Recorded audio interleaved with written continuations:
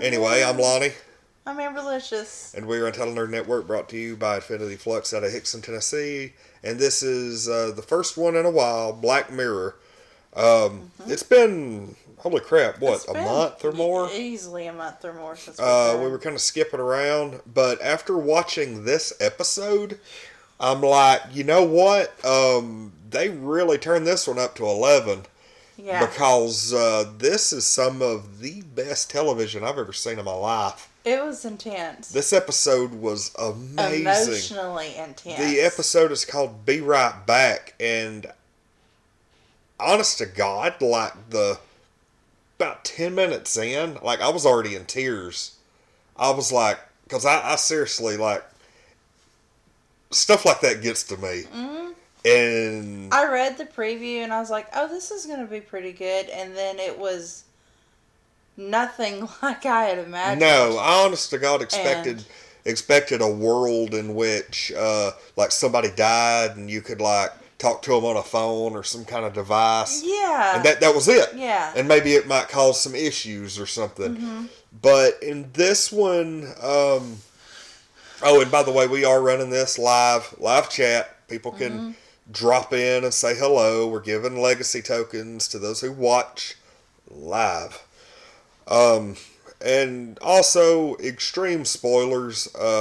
If you have not seen, granted, they're already on season 4, like season 4, but still, they're way on into spoilers, it. And if you have not seen Black Mirror season 2, episode 1, then watch out now. Right. Holy crap! A rundown about what this is about.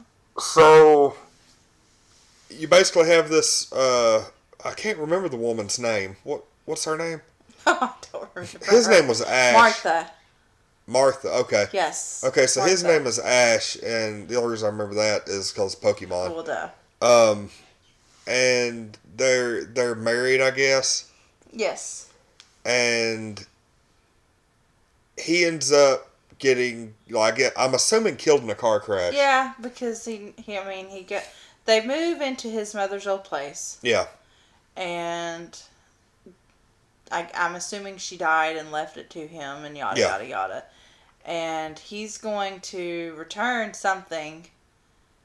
Maybe like, I don't know, what was it? Something he was returning? I don't know. Maybe a piece of moving. Regardless, he never showed up to drop off the equipment. Yeah. And, yeah, we assume it's a car wreck. They never say, but it's usually what happens in a TV show when the police show up to tell you what happened. Yes. They were usually in a car wreck. And so, they end up, at his funeral, one of her friends tells her about this service where she could still talk to him by uploading every social media, everything, every internet presence, every video of him, everything up into like the cloud, into this program, and she could talk to him like in a chat room. Or basically a bot. Text message, yeah. More or less. And so she talks to him for a little bit, and that was where it really kind of got to me. Here's the thing, is like, the woman mentions it at the wake. And she's like, no, I don't want to do this. She's very adamant. Yeah. Very adamant. The woman signs her up anyway. And the next thing she knows, she's talking to him. And, well, here's the thing, is like, doesn't help that, right after that she finds out she's pregnant. Yeah, and that was really what got me, is she tells him in on the little text message that, I'm just here to tell you one thing, and he's like, what's the one thing? She says, I'm pregnant. And then he says something along the lines of, I wish I could be there with you. Yeah, he says, wow, I'm going to be a dad. I wish I could be there with you. That got me. That was like the trigger that was like, all right, this is already pretty much best episode of anything I've ever seen. They played the emotional card on that. Yeah, they did. In a big way. Holy crap. Was this a good episode? So right after that, come to find out she could talk to him on the phone. She could show him stuff with her phone. It kind of reminded me of that movie, Her. I don't think you've seen it, but it's like basically Joaquin Phoenix, where he falls in love with an artificial intelligence woman, and he like carries her around in his pocket and stuff, and lets her see everything he sees.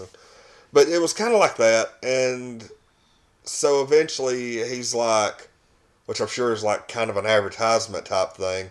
Yeah. He was like, hey, there's this, next level that you can do that is really pricey, but you can do it. And it's experimental. Yeah. And yada, yada, yada. And so... Of course, she's all over it. What is it? Yeah. Because, she basically had a meltdown when she thought she destroyed her phone when she dropped it. It really kind of goes south at this point. Or her mental state does, really. Mm-hmm. So she ends up getting what is basically a android, but he has skin, he has bodily functions. He even bleeds. Yeah, he bleeds. He cut himself, and of course he didn't feel the pain. He had literally, she broke something and he picked up the glass and she's like, no, leave me alone. And when she brushes him away, he's got this big hunk of glass just hanging out of his hand. Yeah. And he just pulls it out. He bleeds, but he doesn't flinch. He doesn't feel any kind of pain. True. And so she ends up over time realizing that, yes, Wyatt has his mannerisms and everything. And she even has sex with him multiple times, which is interesting. But she ends up seeing that, yes, Wyatt does have his mannerisms from his internet presence and things.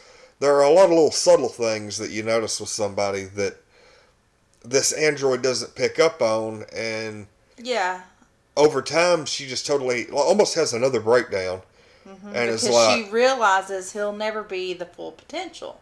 Yeah, he was basically all the good things about him, none of the negative things. Yeah, because she basically uploaded his social media, any pictures he had saved, videos he had saved on his phone, this, that, and this, But when it came down to it, that's all. It was all the good stuff. It was like he said, she's like, you look so young and you look so good. And he's like, well, we always save the good pictures of ourselves.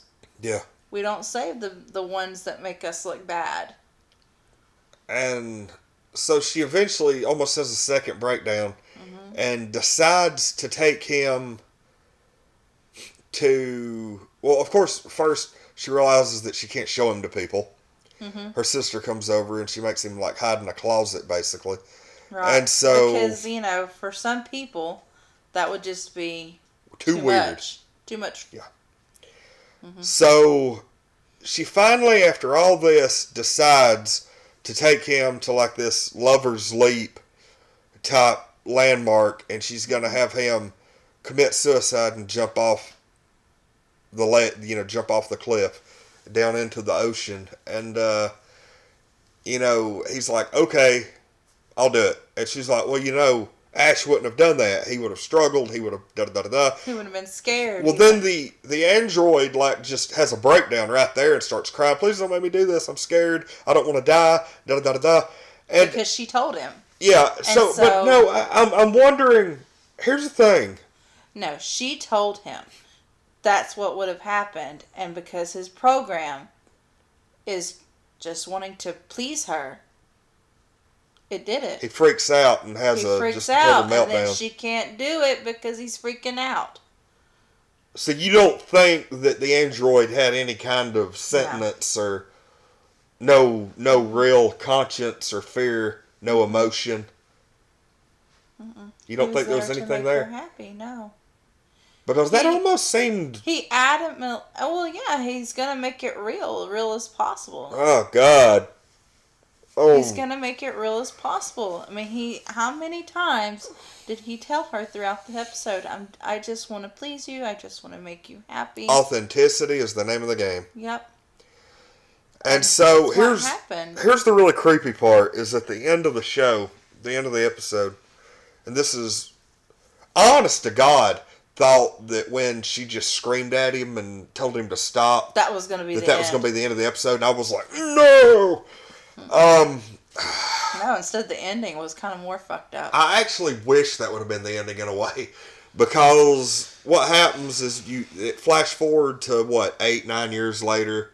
I figured the kid's probably 7, 8, 9 years old. Well, maybe. I was thinking like 10, but... Okay, yeah. She was kind of big. Yeah, so her daughter is like 10 at this point. Daughter's been born, grown up son, 10 years old. And it's her birthday. Well, she cuts her a slice of cake, cuts her daughter a slice of cake. And the daughter's like, what about the third slice of cake to take up to the attic? And so she goes over to the attic, lowers the little door in the ceiling, lowers the ladder, and the daughter goes up there, and there is Android Ash, I guess living in the attic now. Yeah, just hanging out. And she said, hey, I brought you a piece of cake. He's like, oh, that's cool. I wasn't doing anything. Like, very nonchalant. Yeah, this is 10 years later. She called him by name. She obviously, she didn't tell her, hey, that's your dad. Kind of her father. Yeah. Kind of... Not her father. Oh, kind geez. of her father. Just... I don't... And, and that's how you know that the android didn't have any sort of feelings. Because if he did, he would have been like... She probably would have called him dad. Because it would have been a fight. No, I'm her dad. Da-da-da-da. Okay, yeah, you're right. So the cliff scene was absolutely fabricated programming. That's why she's screaming in frustration. Even though 10 years later, he still isn't showing emotion, so it's just pure robot. There's no emotion, there's no nothing. He's just there. So it almost looks like now she doesn't have to keep the robot up. She doesn't have to feed him. She doesn't have to do anything. She gives him a place to live in the attic. It's almost like some weird Norman Bates crap. Oh, God, because you could tell that she's almost gone emotionally. Yeah. She's probably never going to love another man because of this. She will never move on. And... she'll never be able to get rid of him because of the scene on the clip. Yep. Oh my God. In her mind. But she's always going to feel guilty because if she does try to get rid of him, he will struggle. Yeah. Now he knows to struggle. Yeah, and oh God, could you? I don't even want to ask. No, could you go ahead. imagine? Because, seriously, honestly, and I don't use this word much on air, but this episode was an absolute mindfuck. There was no, that right there is, basically my one-word review for this episode. I've never had an episode of anything, no movie, no nothing, that played with my brain as much as this did.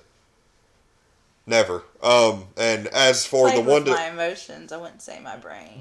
Yeah, that's what I'm talking about. But the 1 to 10 scale, this episode gets an 11. Yeah. Hands down. Absolutely. It's definitely been the best episode they've had. This to me is the best episode of anything I've seen over the last year. I could probably agree with that statement. If I was to show somebody... even as good as Stranger Things was this past season... Well, of course, it's technically not this year, but... Yeah, I'm saying the past 365 days. This is better than anything Stranger Things has put out, anything The Orville has put out, anything The Walking Dead has put out. Yeah. This episode was hands down... Well, I don't know. Some Game of Thrones might have been up there. For you. I'm sure. Yeah. Anyway. But, so the question really is, though, would you do that? With a loved one? Would you do that with a loved one? Here's the magical answer to that. Before I watched this episode, I probably would have been tempted. This episode has already made my mistake for me. Good point. That's a very good point. Yeah. I'd like to think before this episode I wouldn't have, but no, you're right. I probably would have been tempted. But, and then I wouldn't have gone full Android, even if I had done it. Talking's one thing. Having them in body's another. Yeah. Yeah. Absolutely.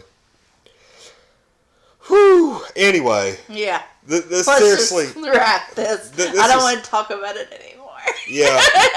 Absolutely. Hands down. Like, I will say. I'll give it an 11 too. My basic review on this, just real quick, in a nutshell review, is anytime somebody's like, hey, I'm looking for a new TV show, I'll say, well, begin with Black Mirror, Season 2, Episode 1.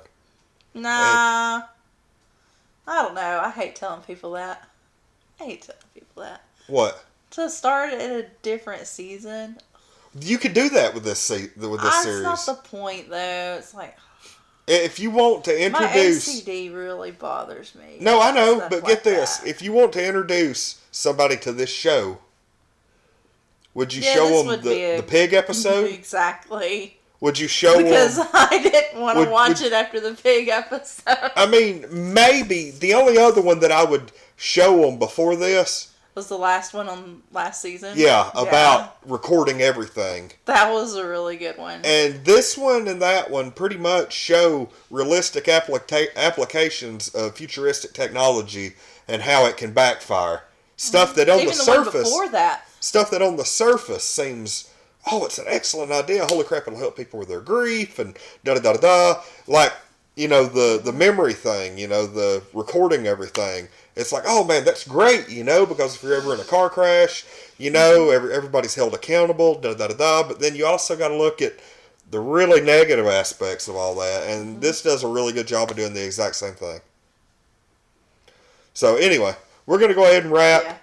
Yeah. I'm Lonnie. I'm Amberlicious. And we are Untitled Nerd Network, brought to you by Infinity Flux out of Hickson, Tennessee. This has been the Season 2, Episode 1. The episode was called Be Right Back. Black Mirror.